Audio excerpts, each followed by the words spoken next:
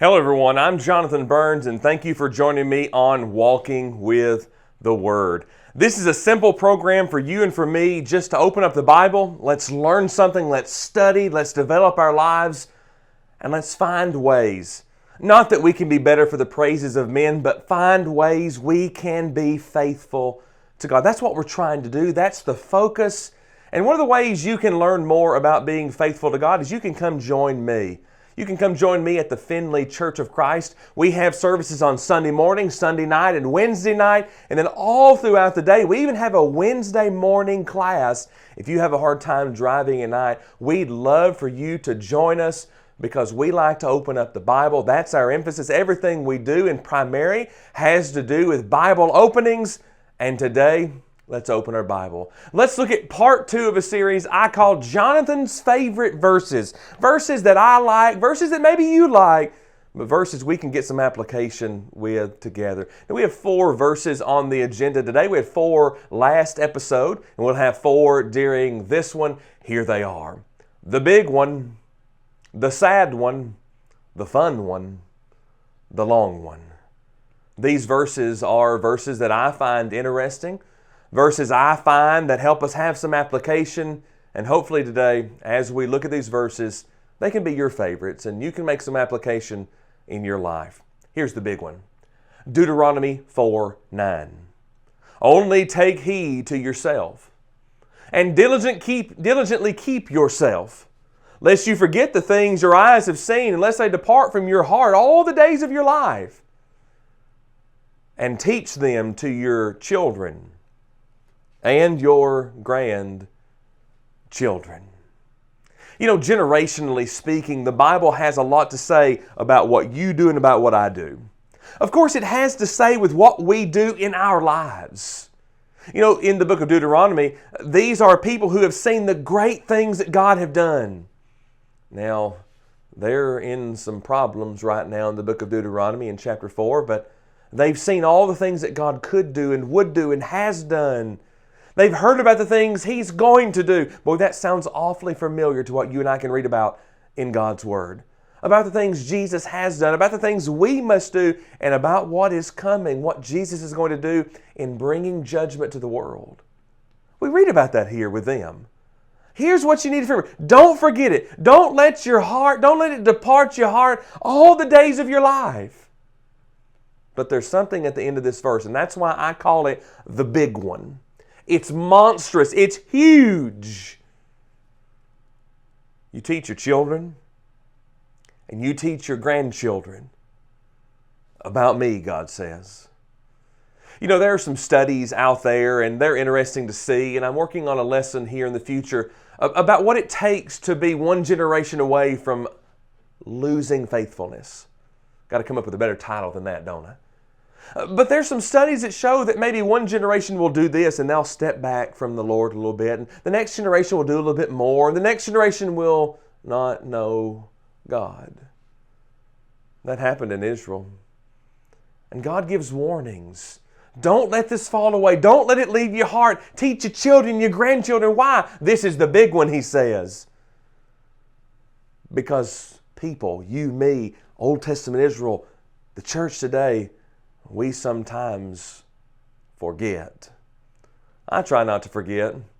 Matter of fact, today, this is a Monday, a couple of weeks before this program is going to be airing, and someone texted me and said, I just wanted to tell you this, and then they said this at the end. I've been trying to tell you for a while, but you know how we get distracted. And boy, isn't that true? It happens to me all the time.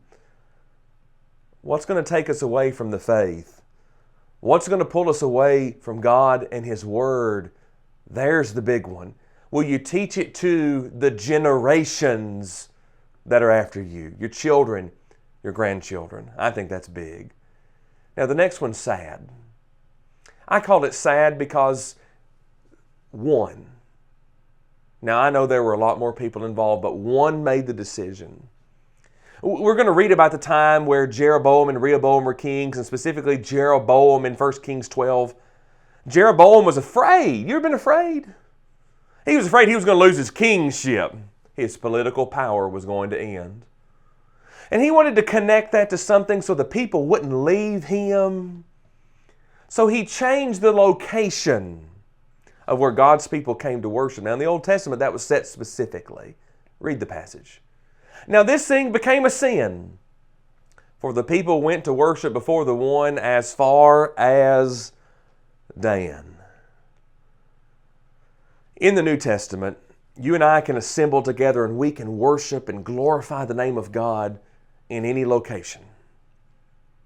But in the Old Testament, God's commands were very specific. And they were connected to where they offered sacrifices and what they must do and what times of year they must do them and how they were going to do those things. And here is old Jeroboam. I'm afraid I'm going to lose my kingdom. What do? I don't want them going over there. They might not come back. Well, let's set up two places and let's make worship convenient. Now, I want to say something. And I don't know if it's going to come across right. You let me know. I don't think worship should be convenient. In other words, all right, here's my schedule. I've got this and this and this, and I guess this time will do. What's interesting to me is when we send our kids to school, we don't let them miss for any old thing. When they have doctor's appointments or dentist appointments or eye appointments, we get them there on time and we have everything ready to go. Sometimes we treat worship as secondary. That's what Jeroboam was doing. It's just secondary. This will keep them happy. This will stop them from leaving. Sometimes we do that.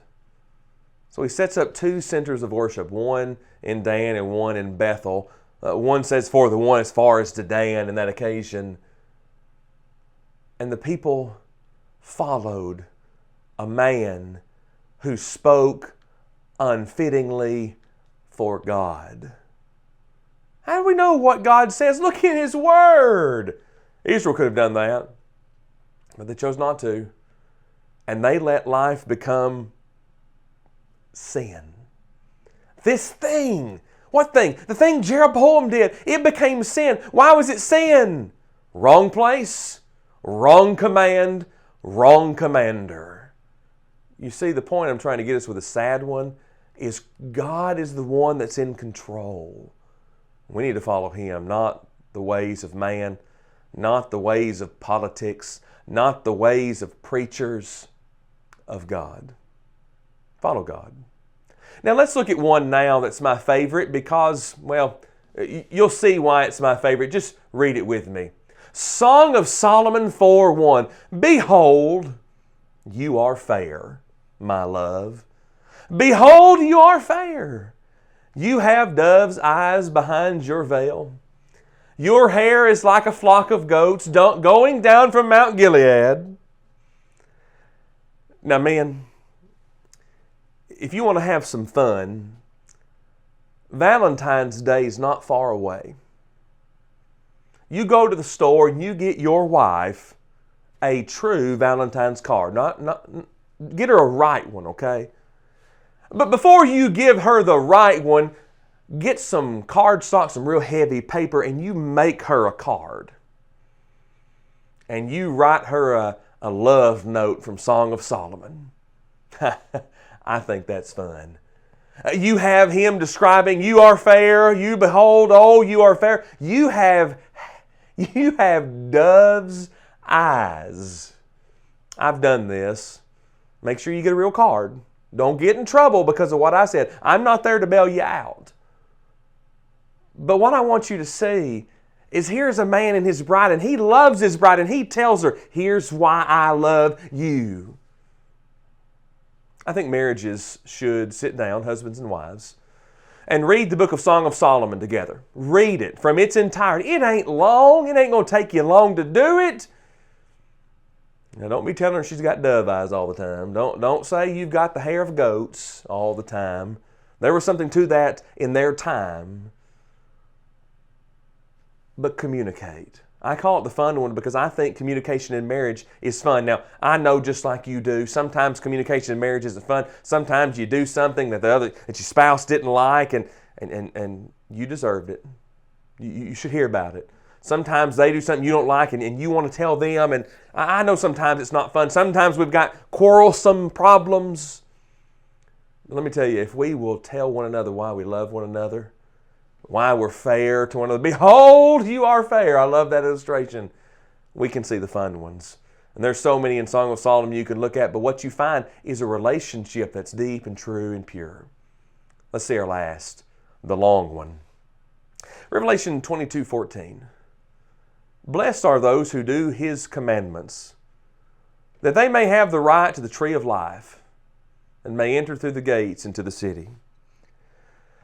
I don't know when the Lord's going to come back, but He will. He will come back. I know this, and it's a long one. The reason I call it the long one is it takes the whole life to live it.